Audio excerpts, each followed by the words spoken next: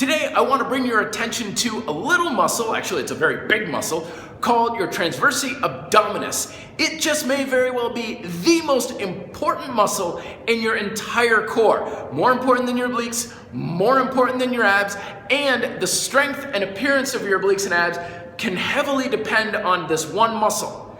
There's only one catch. You're not going to read about it a whole lot in like the fitness magazines and stuff like that, or on the cover of, of magazines. I was going to say how to work your TVA better or anything, because you're not going to see it. It's a deep muscle. It's very, very deep in your musculature, but kind of like plate tectonics. You may not see it, but you'll see the effects of it every single day. Here's why.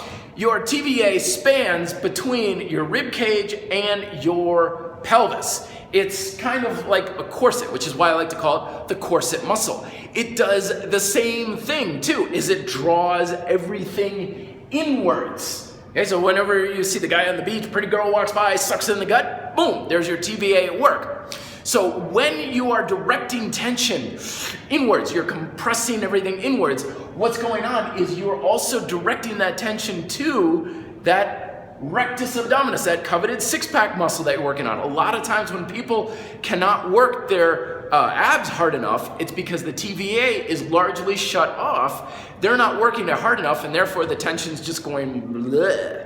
In a video previously, I talked about tension wrapping tension around the body so that it gets into the muscles you want to work and get better results on, and your TVA is a huge part of that. Also, this is a huge stabilizer muscle. It's one of the best stabilizing muscles for your spine and your lower back. So a lot of times when people are like, oh, your lower back's hurt, it's your abs.